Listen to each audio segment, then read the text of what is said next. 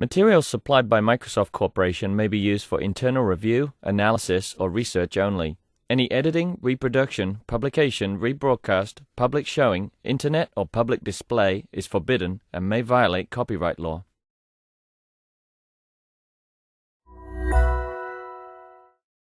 So I want to welcome you to invited lecture by Chaim Sampolinsky. Chaim is a computational neuroscientist for all seasons. You've probably heard about the BRAIN Initiative. This was announced from the White House on April 2nd, 2013, so it's been going for more than 2 years. The NIH wanted to set priorities for the next 10 years for a $5 billion project. So, these grand challenges come along once every 2 decades or so. The last one was the Human Genome Project, which has completely transformed biology. And the BRAIN Initiative, we think, will have a similar impact on systems neuroscience, understanding the very complex patterns of activity in brains that give rise to complex behaviors. So I served on the NIH committee that wrote that report for priorities. You can't fund everybody for everything. In fact, NIH already is spending $5 billion a year on human disorders like schizophrenia, depression, bipolar, autism spectrum disease. These are extremely complex and devastating illnesses, and just simply throwing pills at them and chemicals hasn't really been very productive. There aren't really any new drugs that have been introduced which have any real curative power. They're basically Band-Aids. So the BRAIN Initiative is really an attempt to bring engineers and physicists and mathematicians into neuroscience, because we desperately need those tools to be able to help us make better measurements, to be able to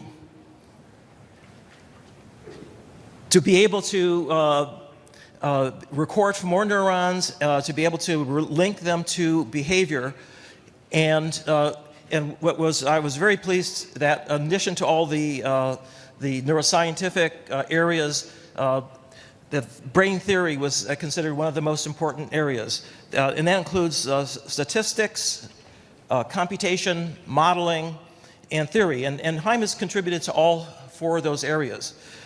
Interestingly, we also identified machine learning as being incredibly important for being able to analyze cell identity from genomic sequences, for transcription factors, for being able to do connectomics, and for being able to interpret, decode large patterns of activity in populations of neurons. Chaim was one of the early members of the group of physicists who were attracted to neuroscience in the early days of Hopfield networks. His background is in condensed matter theory. He was trained at Bar Ilan University near Tel Aviv, and was very, very, had the tools, he had the chops. Now, not only that, but after he was here at NIPS in the early 90s. One of his papers is in our collection, our archive. And at dinner last night, we had a wonderful discussion, discovered that quite a few of the speakers that we have with us today were actually present or had come to early NIPS meetings when they were in Denver. So this is, in a sense, a second coming for Chaim and several of the others, including Rob, who gave this wonderful talk this morning, Tip Shirani. Chaim has won the Schwartz Prize for computational and theoretical neuroscience. He's really one of the giants in the field, and I don't know of anybody smarter than he is in our business. Chaim.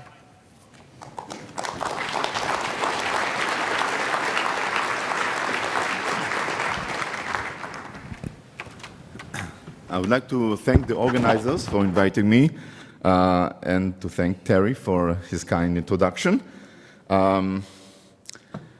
When the organizers asked me for a title for my talk, it was many months ago. Then I said, well, it's too early. I need more time to think about what I want to talk about here. then Terry wrote to me and said, no, don't worry.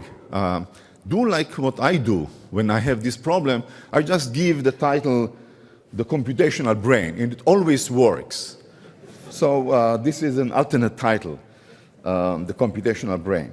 But that reminds me to tell you a little bit about my perspective of NIPS. Actually, according to Google, my first contribution to NIPS is 1993, a paper with Iris Ginsburg on correlation function for stochastic or large stochastic neural networks. Actually, it was a nice paper. And since then, I had been a regular contributor to this conference. However, I and I think many in the computational neuroscience community felt over the years that this conference grew out of its NIPS roots and became IPS, diverging somehow from the neural of NIPS. So I think this is an opportunity to encourage this community to forge back stronger relations to computational neuroscience. So let me go through some of the biological motivation of the things that I'm going to discuss with you here today. Transformations of sensory representations. It's ubiquitous feature of sensory systems in the brain that one representation, one set of data is transformed in the next stage into another representation. One of the early systems that have been studied is the cerebellum, where the inputs are the MOSI fiber inputs. They project into the granule cell layer and then back converge onto a single Purkinje cell as a computational unit. And perhaps the first computational neuroscience theories, pioneering work by David Mann, followed by Jim Albus and others, already how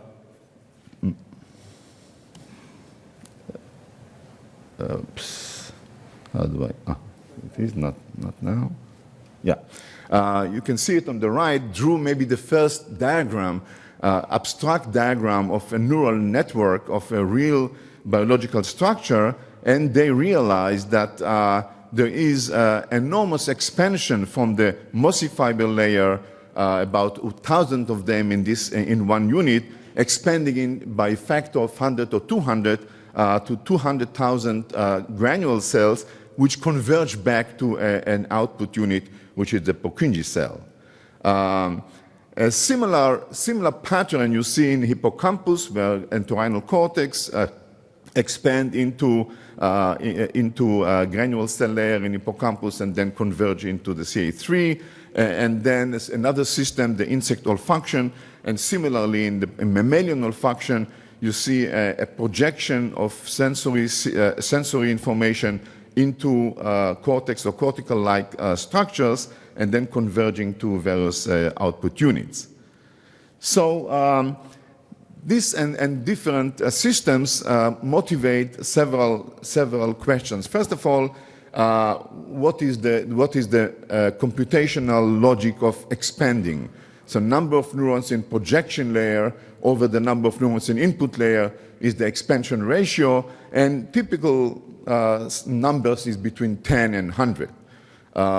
Another feature is the sparseness or sparsity, denoted by F, which is the number of neurons that are active for any given relevant stimulus in a layer. So the fraction of neurons that are active is between 0.1 and 0.01, the sparseness level of the representation. And often a dense sensory representation is projected into a sparse and expanded representation. And then other questions have to do with the statistical nature of the synaptic weights that mediate this projection. In some brain areas, the statistics appear to be random, motivating the question whether indeed random projections are computationally reasonable ways of transforming sensory information. Okay, so this is about one layer, one transformation. But in many sensory systems, we know that there are hierarchies. The visual hierarchy is a very famous one, the Van Essen diagram, but others, like the auditory pathway, are also consist of several stages, and information propagate from one stage to another. Computational neuroscience largely focused in the last 20 years about understanding local circuits in many systems, including cortical circuits. And in a recent review paper or an opinion paper in Current Opinion Neurobiology, you can read my idea that time has come for computational neuroscience to devote more intellectual resources into understanding the computational principles underlying larger structures, like hierarchical sensory structures and others. So this is the motivation behind what I'm going to tell you today. So the outline of my talk is going to be, first of all, discussing sparseness and expansion from one layer to a next intermediate layer, then expanding the study to deep architectures, multi-layer sensory systems. Then I'm going to talk about two elements, additional elements. One is, in addition to propagating of signals from bottom up, sensory signals across deep architectures, how one can integrate top-down or contextual inputs into it. And finally, I'll discuss a recent work on perceptual manifolds and how it relates to all these questions. Now, what I'm going to talk to you about today, both in terms of the themes and in terms of the techniques, theoretical and computational techniques, are not new. Actually, roots are in the old 80s days of computational neuroscience, and the list is very long, the issues of sparseness and different representations. Most of them are in the context of learning and associative memory. The angle that I'm going to give today is focusing on sensory processing rather than on the learning aspect or the memory aspect. Okay, so let me start with sparseness and expansion. This is work which has been already published, so you can see the details for yourself, but let me give you the highlight of the work. So we are discussing now a very simple system. There is an input layer, call it stimulus or sensory layer, with NS neurons, projecting into an expanded layer, which usually we call it cortical layer. Projection layer typically has more neurons, so it's expanded, and sparse representation, and then finally converging into, for simplicity, one readout unit. So how do we analyze the computational logic or the principles underlying this transformation? Now, we have to make assumptions, and here is the hypothesis. First of all, the philosophy is that information is, of course, in general, is not created by transforming into another layer, and in expansion, it's also not lost, usually. So the question is, what is the computational advantage of reformatting the same data? And one hypothesis is that reformatting the same data is done in order to allow for easier readout of information for downstream systems. So specifically, I'm going to assume that the problem at hand is that sensory perceptual objects are hard to discriminate or to process or to make decisions upon because of the enormous variability of the underlying physical features, which I'll call noise. So changes in representations allow for simple readout and combating this aspect or this variance or noise in order to be able to decode or classify or recognize object of perception. And what I mean by simple readout, I'll take as a working hypothesis will be a single layer network, a perceptron, linear plus threshold, which is a very plausible biologically, and that will be the working model to implement this hypothesis. And there is a long list of authors that elaborated on this hypothesis. You can read some of it in the literature. So how are we going to test this hypothesis? And we have to make assumptions. And in the tradition of theoretical physics and its contribution to computational neuroscience, we need to abstract the problem. We need to construct a minimal model, which is the minimal model which is simple but interesting enough so that these features of propagating of signals can be studied by analytical and by numerical simulations in a systematic way. So here are the assumptions that I'm going to make. I'm going to assume that in state space of the neuron, of the neural state space, objects are represented by Gaussian mixtures or by clusters. They have each object has a center and has a cloud of points which are associated or to be associated with the same object. However, because of the variance in various features, they form these clouds. So this is the way the input is represented. The output is binary classification with random labeling of those clouds, of those clusters. So as you can see in the in the bottom diagram, we are going to assume that the output has to make a linear classification of those inputs. Okay, so already now there are many parameters.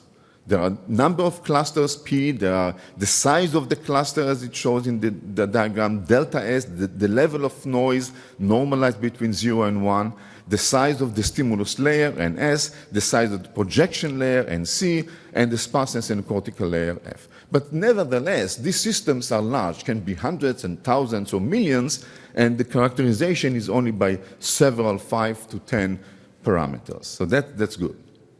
But there is a fundamental question, and this is how to actually design or choose or learn the various weights in this system. So the readout weights W is actually easy because we want to apply a linear readout. We use some supervised learning, perceptron, Hebbian, pseudo-inverse, support vector machine. You choose your favorite linear classifier learning algorithm for that.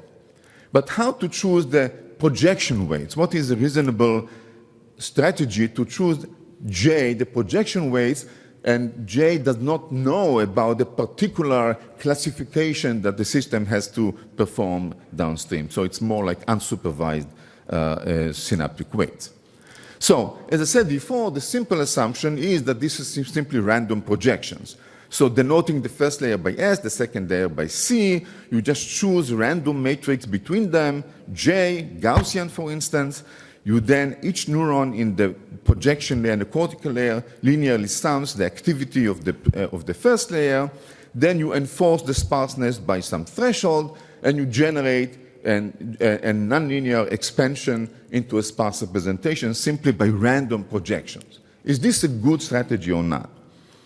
Now, it turns out that the study, the analysis of this system showed that this is actually a bad strategy. And what you see here is the readout error as a function of the sparseness F of the cortical layer. And the different curves correspond to different levels of noise. So for zero noise, actually the error is zero. The expansion is strong enough to actually be able to implement those binary classifications with no error. That's fine. But as long as you inject noise into the sensory layer, the error becomes poor. And know that it doesn't really improve by making the representation sparse enough. Actually, there is an optimal sparseness in this case. And what is the reason for that? And the bottom diagram shows the actual reason for that. If you look at the size of the cloud as in the projected layer, you find that actually it's expanded by this transformation. So random projection actually amplifies noise. And you can see here in the y-axis the size of the clusters in the cortical layer versus the size of the clusters in the input layer. And you see that there is a supra-threshold, so to speak, expansion of the noise or the size of the cluster. So that doesn't seem to be a good strategy. That shouldn't surprise us. Compressed sensing theory tells us that random projections in some sense may be a very good strategy to compress signals. But here we're not compressing signal, we're actually expanding it. Another interesting theoretical result coming out of the analysis of this simple network is that actually there is a limit to how much you gain by expanding the projection layer. And you can see in this graph that that the reduction in error actually saturates and doesn't keep improving as the size increases. That's a remarkable and surprising result. This had nothing to do with the issue of overfitting, because there's not a learning problem, and I'm assuming we have all the data that we need, but it's more an issue of representation. And actually, the reason underlying it is that by projecting signals from the low dimensional to the high dimensional, even with random projections, those signals become correlated. So I won't define it to you, denote the correlation by Q. I just say that in the input layer, I'm assuming that the centers are random, so this will be Q equal to 0 uncorrelated, but as soon as you project them to the cortical layer, those signals are correlated and generate non-zero Q, which then can be shown to underlie the fact that even though you even if you keep expanding the projection layer, you don't actually improve the performance of the system. So there are two important issues. One issue is the amplification of noise or the suppression of noise, and another issue is the generation of correlations. So what are the alternatives? The alternatives is to get rid of idea of random projection and look for some other alternative ideas. And I'm going to suggest a Hebbian synapse as an alternative. Now, we usually think about Hebbian synapse in the context of recurrent networks, and then it's naturally the Hebbian synapse are encoding patterns, attractors that has some well-defined cognitive interpretation. But here, it's different, because those intermediate representations that don't have an obvious cognitive interpretation. So what we suggest here is that there are two states. There is an allocation state and association state. In the allocation state, we simply choose pure random sparse representations to represent or to be the core of the new representation of the sensory signals, and then we use Hebbian rules to associate between the original sensory representations and the newly chosen or allocated sparse representations. So that's a very simple rule, and the performance is enormously better. So you can see here the error is especially for highly sparse regime, the error is almost zero compared to the random case, and you can again trace it to the enormous suppression or exponential suppression of noise when the signal propagates from the sensory layer to the cortical layer here at the bottom. And analysis shows that this Hebbian suppression of noise in this expanded sparseness works well in the regime, in the high sparse regime, defined by F times the load on the input layer, the number of clusters divided by the number of neurons in the input layer. So as long as the product of these two terms, load times sparseness, is small enough, then you have very good performance and suppression of noise in this process. Okay, so what if we are not in this regime? What if the size of the cortical layer is not so large that we cannot afford such a sparse representation, or the load is high? So here we go to deep architecture. It's a recent work with Bakhtash Babadi, Elia Franklin, and Jonathan Kadmon. The last two are students at the Hebrew University. And here the strategy is going to be the following. There are going to be two iterative processes. One iterative process is how we construct layers. As I'll show you, we just have iterative process going from one layer to building the another layer. And then there is an iterative dynamics. Once we constructed the deep network, the propagation of the signals themselves define dynamics which can study by statistical mechanics or dynamical systems concepts. So first of all, can we resurrect the random weight hypothesis by going into deep networks? So very simply, assume that you have many stages of random weights followed by threshold nonlinearity and then sparsity. Well, the answer is no. Even if original error happens to be going down for the first layer, it will eventually go up to chance level, and the noise will go up to the maximum level of 1. And you can actually analyze why this is so by, again, using the iterative map tools from dynamical system, by thinking about how the noise propagates from one layer to another in these large or long deep networks. And what happens is that there are two fixed points, one zero fixed point with a zero noise fixed point, one maximum noise, one, and it so happened that the zero fixed point is unstable all the way, so no matter where you start the system, eventually the system will go to a fixed point at the deep layers with a maximum spread of noise and complete destruction of this clustering in the sensory input. So that's a bad strategy. Okay, what about the structure Hebbian weight? So what we do here is simply iterate the process. At each stage, we take the previous representations of the clusters, we generate random candidates in the next layer and associate them by Hebbian weights. And this works remarkably well. It works remarkably well even in the high load and not so sparse regime where the error, even when you go down to the first layer, is really not impressive. Goes down from 0.3 to 0.2. But as you further propagate the system, the noise becomes actually quenched out until you get actually zero error. And that has to be can be compared to an infinitely shallow or infinitely wide single layer. And as I said before, in this case, the error doesn't really go down to zero, even for infinitely wide layers. So the actual sequence of nonlinearities and associations with the Hebbian associations is crucial for the success of the system. It's actually interesting to explore the propagation of the signals. These are high-dimensional signals. The networks are large, many layers, but you can actually understand what's going on by reducing the problem into the dynamics in two-dimensional phase space. One is the level of noise delta in the x-axis, and the other one is the level of correlations that are at each stage or at each layer q. And as you can see here, the signals, the initial values, initial conditions are all start with the y-axis be at zero because the inputs are always random centers, so they're uncorrelated. However, each line starts from a different level of noise.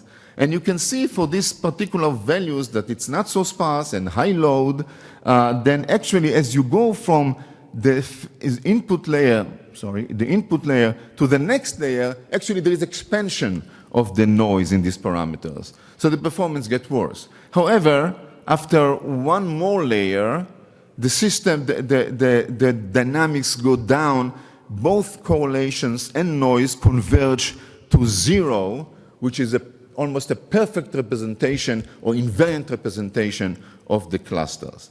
And here in this regime, when you start from zero correlation and high values of noise, you actually converge to a fixed point at one. Both noise and correlations are the maximal confusing values. And in between, there is a regime of initial values where actually you converge to a line of intermediate fixed points, which are shown here, these ends of those trajectories.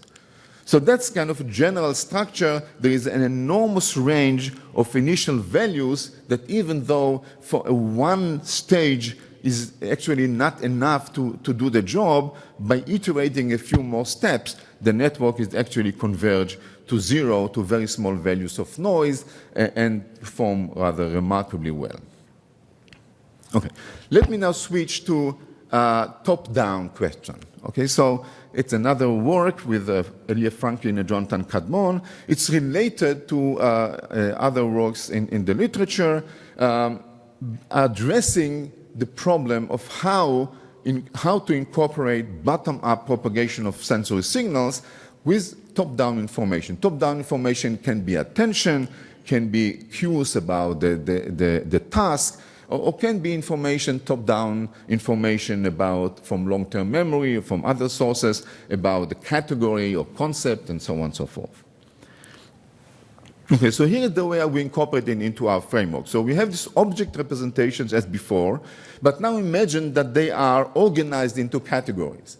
And we are not going to assume any physical feature similarity between members or tokens of the same category. We're going to assume that it's random labeling combining several objects into one category. That to simplify the analysis and to focus on the questions how to now integrate information from category to help us process the sensory incoming sensory signals. So that's a very simple question. Imagine that I'm given information that the current signal is a member of a particular category. So this seems that it should be easy to suppress all other possibilities and to remain with only the members of that category, making the problem of processing this sensory information enormously simple. So why this is challenging? And I believe this is a challenge that has not met enough attention from our community. Well, the reason is that most models of gating and attention and contextual integration are dealing with low-level representations. So if you want to attend to a particular part of the visual field, what you will do, you'll suppress neurons that have receptive fields in other parts. So basically, the suppression or the selective amplification works on the physical locations of neurons. Part of the neurons in the systems are suppressed and others are enhanced. But the problem is when you talk about more complex representations like objects and concepts, we're talking about distributed representation, where the same group of neurons are representing all objects, including the one that we want to suppress and the one that we want to select. So how do we amplify or suppress selectively, not in physical space, parts of the networks, but in state space? We want to suppress some of the states of the network or selectively amplify others. That turns out not to be simple. There's recent work published in Nature by Bill Newsom and colleagues where they show a model of a recurrent network that performs such suppression or gating between two attractors, but that's still far cry from building a model that is computationally feasible, that can do it in numbers that are interesting computationally.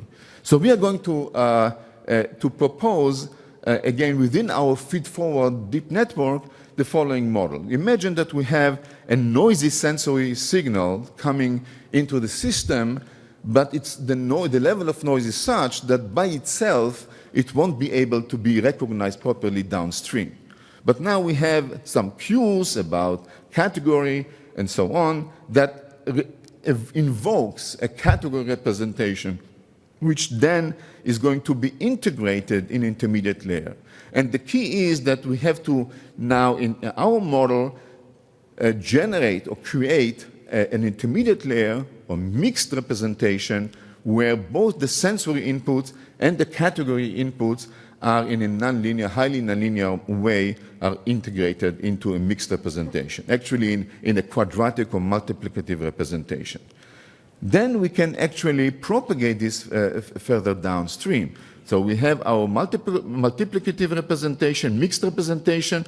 From that, we create a cleaned or sparse representation of the input, and then we keep iterating this. Again, we put category input, creating a new multiplicative representation, and again, a new sensory representation, and so on.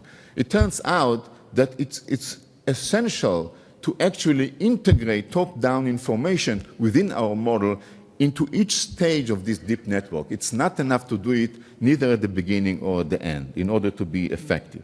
And once we do it, the results are really remarkable. So this is an example of a readout error as a function of the layers at these stages that I described now, when you have, let's say, 900 objects organized into 3 categories, but in a regime where without information from top down, basically the readout will be at chance level. This is what you see here. And as you see, by integrating top down in a nonlinear fashion at each stage of the cascade, we get essentially a zero error. So this is an example of how, in a nonlinear way, multiplicative and nonlinear integration of top-down information can be integrated in order to help assist in propagating sensory input. Now, of course, if you are Bayesian, this is a very simple task to do. You just set the prior to be on a 1 for the one category and 0 for the others. But in a way, this is again going back to this localized representation where each object or each category are separated of different parts of the network. And in a way, this model that I suggest here is a model where quadratic or other nonlinearities are essentially doing Bayesian-like computation, but in a neural network distributed representation. Finally, I want to talk about a little bit about an exciting new work with one of our chairs, Dan Lee, and Suyun Chang, the student from Harvard, but perceptual manifolds. So far, I spoke about the variance and the physical features of objects as noise that has to be suppressed out by propagating in a deep network. Now, the question is, perhaps there is an alternative way to think about it. Perhaps we have to actually think about manifolds as the relevant entities for processing rather than points with noise. So previously, I discussed work where the object representation were Gaussian, nice round Gaussian mixtures or clusters. But in fact, the way manifolds, perceptual manifolds will come about will have in general more complicated geometry. They may have ellipsoid, they may have actually B-lines, closed strings or open lines. They may have rectangular shapes or rather other complicated shapes. So imagine in our vision, current vision is that we have to stop thinking about processing or classifying points or vectors. That's what you usually think about. There are points in attractor space, in a recurrent network, or in a feed-forward network. We classify points and we compute the number of points and the capacities and so on, and the VC dimension. Perhaps we should think about more relevant to biology and also to machine learning in many ways, is to think about not points, not vectors, but about manifolds. To think about classifying manifolds, the capacity, how many manifolds can be classified in a given architecture, what will be the VC dimension of them, what will be the structure of max margin solutions to a linear classification of this manifold, what will be the analog of support vectors, maybe support manifolds and kernel manifolds, how you learn and generalize in manifold space. How the capabilities of such a system that classifies manifolds depend on the dimensionality of the manifold, the size, the geometry, and so on. And finally, how do manifolds themselves propagate not simply noisy clouds, but geometric manifolds, how they propagate across deep architecture? What happened to the size? What happened to the dimensionality? What happened to the geometric shapes? And how these changes improve their subsequent processing in downstream systems. So let me just give you a few examples of thinking about manifolds and transforming or extending classical theory about linear classification or perceptron classification of points to perceptron classifications of manifolds. So let me remind you about linear classifications of points. So imagine you have points in n dimension, and some of them have to be classified as minus, others as plus, denoted by the colors. And a perceptron has a vector of weights and has a decision hyperplane. So this is a linear classification of the points. And if you're looking at the max margin solution, then we will choose a solution such that there will be these hyperplanes at distance kappa, the margin, from the decision plane so that all points lie on one side of the margin, either above or below the margin. And we know tremendous amount of information about this system from random, at least for the case of random labeling of points. There's a classical work of Elizabeth Gardner from the late 80s that developed the statistical mechanics of perceptron. And an example of the result is shown here, where on the y-axis you have the capacity or the maximum number of points per dimension or per weight, p over n, alpha, that can be classified as a function of the margin that you demand. Okay, so either the margin over the load or the load, the maximum load versus the margin. For kappa equal to 0, when you don't demand a finite margin, the capacity is 2, and that is well-known Cover theorem. But as you see here, that there is a well-defined theoretical prediction about how the capacity goes down if you increase your margin, and the simulations agree perfectly well with this classical theory. But the theory tells you more than just the capacity. It tells you the structure of the max margin solution. And you can actually compute how many points are going to be lie on the plane themselves, on the margin plane, as drawn here, and how many points are interior. So the points that lie on the margin, as you may know, are the support vectors, or potentially the support vectors of the solution. They are the critical examples that define the solution, where the interior points are points which, if you move them around, nothing happens. And the theory tells you the fraction of the support vectors that as a function of the margin, again, a classical paper by Abbott and Kepler from the late 80s.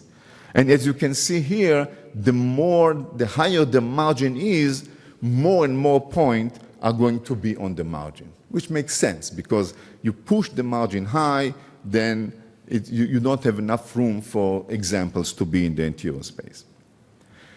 Kappa equal to 0, when you don't demand a margin, that's a classical Cover result, then basically you have half of the points are support vectors or potential support vectors if half of the points are at the interior. So this is kind of one of the ingredients of max margin solutions, or the theory of the perceptron. So now let's move to manifolds. So the simplest manifold will be line segments. Imagine you have line segments, and for simplicity, imagine that they have the same radius or the same length r, but they have random orientations and position in space. And you now randomly label them by plus and minus ones, okay, binary classification. So you can look for a decision hyperplane, and you can look for a max margin solution by distance kappa from the decision hyperplanes, and you can, generalizing the statistical mechanics theory of classification of points, you can actually compute the capacity as a function not only of the margin, but in this case of the radius. So if the radius means the extent, the length of the line. So if the length is 0, you are back into point classification. If the length is infinite, you have infinite lines, so the weight vector has simply to be orthogonal to all the lines. There is no other way of classifying them. And in between, you have interesting case, where the weight vector is not entirely orthogonal to all the lines, but only to a fraction of them. So what you see here in the right diagram is again the configuration as a function of the length of these manifolds. And now you see that there are two types of support elements. There are lines that only touch the margin. These are, again, support vectors because I have only points on the margin. But there are also lines or segments that are fully embedded in the margin, and they are the support segments in this case. And as you can see here, the larger R is, the more support segments are being embedded into the margin planes, which actually makes sense because the larger the R is, the more orthogonalizing the weight vector has to be. So the theory is now capturing not only numbers of elements, but also their, in geometry, in this case, their extent. Now you can look at more complicated structures like squares, two-dimensional squares, randomly oriented in positions, and you want to classify them by a linear classifier or by perceptual. And now you have a more complicated structure for the max margin solution. You have a fraction of points which are on the margin as a function of their size, but you have also a fraction of manifolds, squared, which are fully embedded on the manifolds, but you have also partially embedded manifolds where the sides of the squares are embedded in the manifold, but not the square themselves. Now, in both cases, the lines and the squares, the problem actually is strongly related to points, because the convex hull has these points, either the two endpoints of the lines or the four corners of the squares. So you actually can ask, instead of classifying the full manifold, classifying only those two endpoints in the line case or 4 points in the square case. Now, these, of course, are not necessarily the same calculation as the points case, because the labeling now is that random, because the labeling is taking the entire points that define the manifold and give them the same label. But you can also look at cases where the convex hull of the manifold is smooth. So you cannot simply take 2 points or 4 points or finite number of points simply and turn it into a calculation of the classifier. Nevertheless, the theory can be extended also to accommodate spheres in any d dimension, which have a smooth convex hull. And as you can see in the right plot, it gives us useful information not only about the capacity limitation as a function of the size of those manifolds, but also about their dimensionality. And actually, there's an interesting scaling that the size r, the radius of those manifolds, have to scale like 1 over square root of the dimensionality of those manifolds in order to have finite capacity. So let me then summarize what I've been discussing today. So first of all, the first part was an attempt to provide a framework where one can study systematically how sensory representations are changed in their statistical character when signals propagate from one layer to another, in particular when they are expanded into sparse representations. An interesting result, which is somewhat intriguing from the biology, from the consequence to biology, is that random projections seem to be amplifying noise, especially in sparse representations, and don't seem to be a useful candidate for such an operation. On the other hand, simple-minded, unsupervised structure like Hebbian allocation and association, as I described, can do a fantastic job in suppressing noise and improve readout, in particular when you do it not in one stage, but you iterate this into deep architectures. Then from a broad range of initial noisy conditions, the system actually converges to a fixed point of zero noise.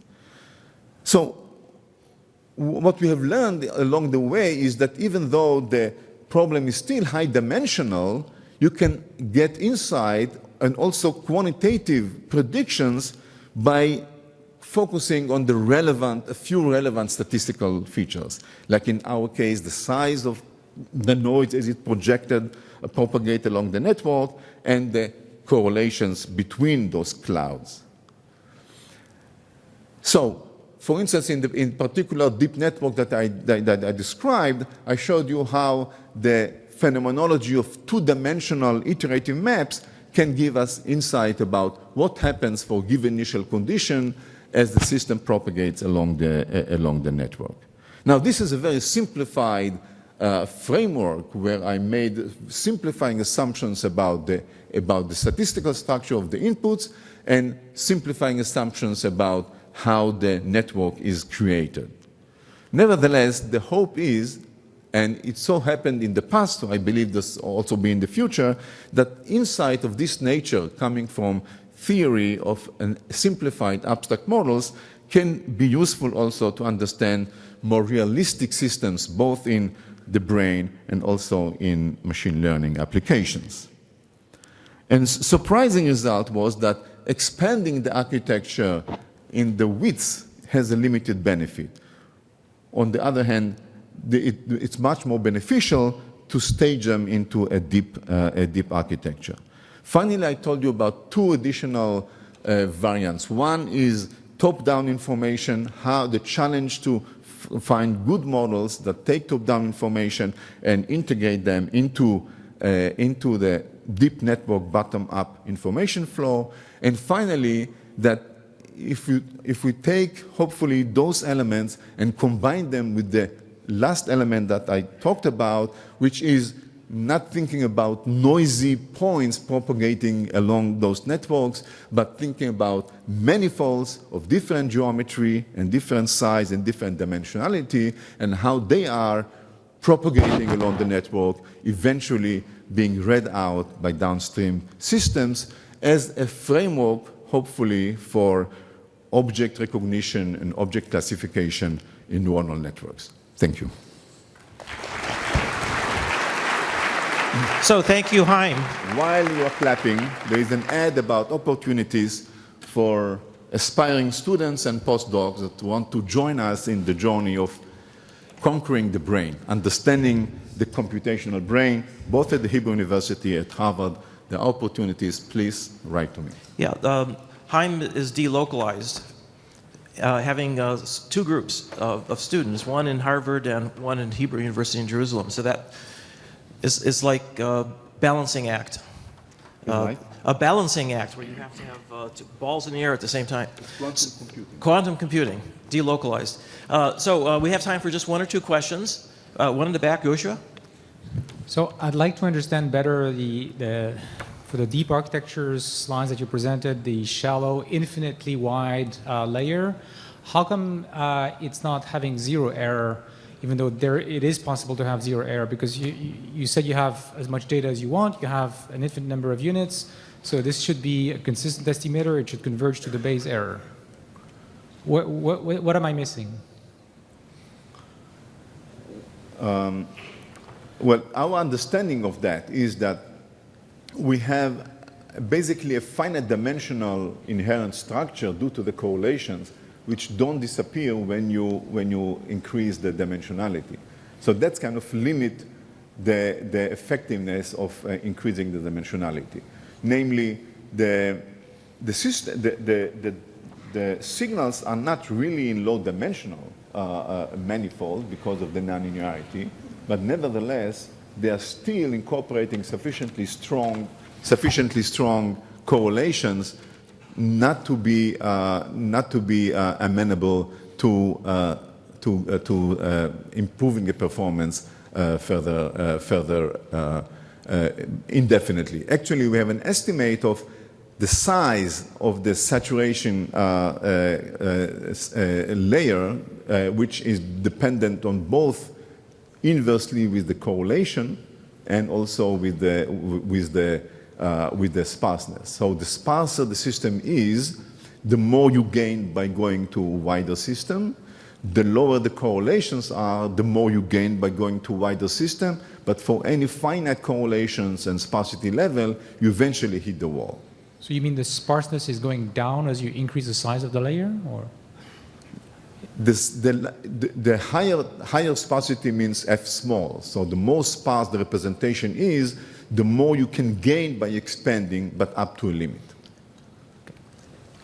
Okay, we have one last question. Hi, thank you again for the beautiful talk. It looks like the capacity estimations for these manifolds are based in some sort of distributional assumptions for the distribution from which you generate these manifolds or points, something like this. Could you please elaborate which distributions you're using and whatever? And if whether you think that these sort of whatever distributions you are using for theoretical analysis will be representative of natural distributions over manifolds or points or something like that. Well, so the natural application would be the following. Suppose you have an IT cortex in biology, a population of neurons that respond to objects, or a face area that respond to faces. You know the number of neurons, you know more or less their response properties, so you can compute a population vector or points in the state space of the network that correspond to how the neurons as a population represent a single instantiation of the object. Now suppose you change the physical features of the object in a continuous manner, let's say. So it turns out that although there is some degree of robustness in those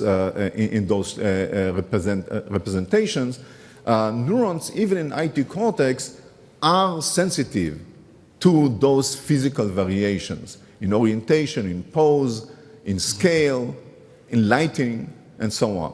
So you can imagine taking, instead of points representing this particular object, a whole manifold of neural representations representing this object. This manifold is an invariant manifold in the sense that eventually perception or the cognitive system has to identify this manifold as the object. Okay, so you can imagine that now you take multiple objects, each one of them will be represented by a manifold of neural states, and now the challenge is to compute how many of such objects can be represented by a particular part of IT cortex. Now the theory, properly extended, can be actually applied to get answers to these questions. Well, that will be Okay, thank you.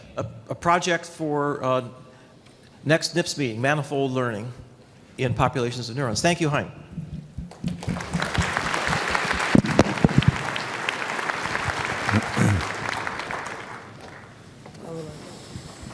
Can I ask my question? Well, maybe while you're switching computers. Is it a quick question? Is it a quick question? It has to be fast. It is very, very quick. I've been coming to NIPS for 28 years. I've only missed 2. And I have to say, your talk today is one of the most profound lectures I have had the pleasure of listening to. I have a very simple question. When you look at the brain, on the one side we have perception. On the other side we have the executive. From an engineering perspective, I know they are the dual of each other. My question is, having described perceptual manifolds, how do you see the executive manifolds? How do I? Motor system.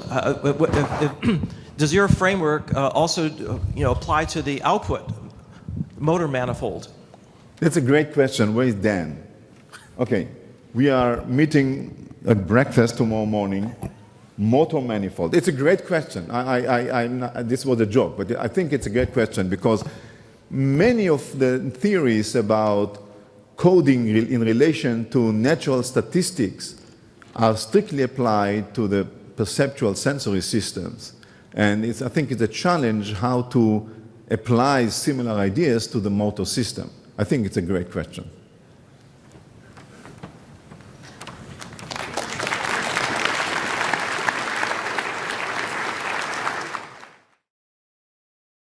Each year, Microsoft Research hosts hundreds of influential speakers from around the world, including leading scientists, renowned experts in technology, book authors, and leading academics, and makes videos of these lectures freely available.